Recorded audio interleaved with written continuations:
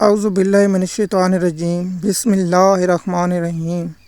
M S news HD5 کی ناظرین السلام علیکم۔ امید ہے کہ آپ لوگ سب خیریت سے ہوں گے۔ آج کا جو ہمارا انتہائی اہم ٹاپک ہے وہ ہے کہ دنیا بھر میں آج اسلامیہ فوبیا کے خلاف عالمی دن منایا جا رہا ہے۔ اگر کسی شخص یا بھائی کو اسلامیہ فوبیا کا نہیں پتہ تو ہم اس کو اسلامیہ فوبیا کے بارے میں بتائیں گے اور آپ کو بتائیں گے یہ کس کی کاوشوں سے یہ دن مقرر ہوا اور دنیا کو اس سے کیا تکلیف ہوئی اور اس کی بعد عمران خان کی حکومت کیوں گرائی گئی۔ دیکھیے، آپ لوگوں کو معلوم ہوگا کہ اسلام ایک امن ملک ہے۔ مثال کے طور پر ایک چیز، ایک ہاتھ یا ایک علاقہ یا ایک شہر میں، ایک گھر میں کوئی ایک ایسا بچہ ہو سکتا ہے جو شرارتی ہو، وہ شرارتیں کرتا ہو، یا ایک ایسا بچہ جو بدمعاش ہو۔ ایک علاقے میں اگر کوئی شخص قتل کر دیتا ہے تو کیا وہ پورا علاقہ غلط کام، کیا پورے علاقے کو سزا موت دی جاتی یا نہیں دی جاتی۔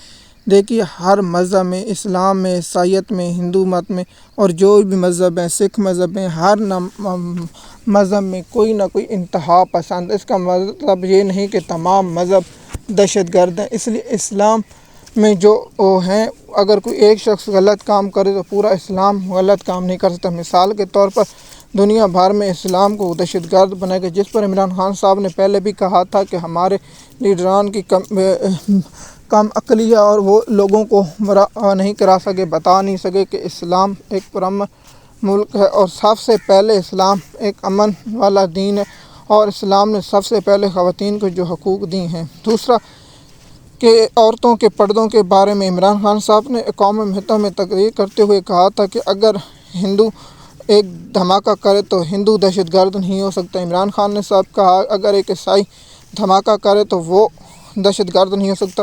اسی طرح ایک یہودی اگر دھماکہ کریں تو وہ دہشت گرد نہیں ہو سکتا۔ اگر اسی طرح ایک مسلمان دھماکہ کرے تو وہ پورا مذہب دہشت گرد نہیں ہو سکتا۔ تو پردے میں اور اسلام کو دہشت گردی سے جوڑنے کے خلاف عمران نے اسی کو اسلامیہ فوبیا کہتے ہیں، جو اسلام کے خلاف۔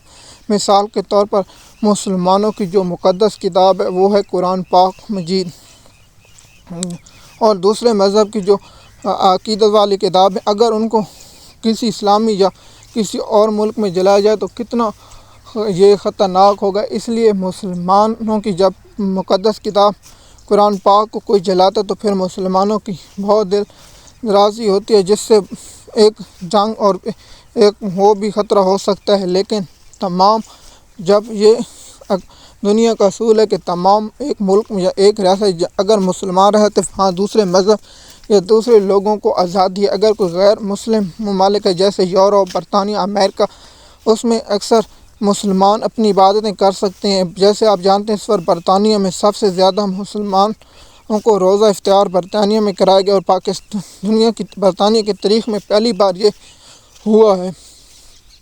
دوسرا، اس دن کو منانے کا مقصد یہ ہے کہ اسلام ایک پرامن ملک ہے اور اسلام واحد ملک ہے جہاں سب انسانی حقوق اور تمام حقوق سب کو مہیا ہیں۔ دیکھیے، ہم کسی مذہب یا کسی پر ہٹ نہیں کر رہے، لیکن دیکھیے اگر آپ کسی آگ میں تیل چھونکیں گے تو اس لیے اللہ کے رسول پاک صلی اللہ علیہ وسلم نے فرمایا کہ آپ ہر کسی کو بھی، مثال کے طور پر اللہ کے رسول نے یہ فرمایا کہ آپ کسی انسان کو یا کسی مذہب کے والوں کو زبردستی اسلام قبول نہیں کرا سکتے، کسی پر زبردستی نہیں کھینچ سکتے۔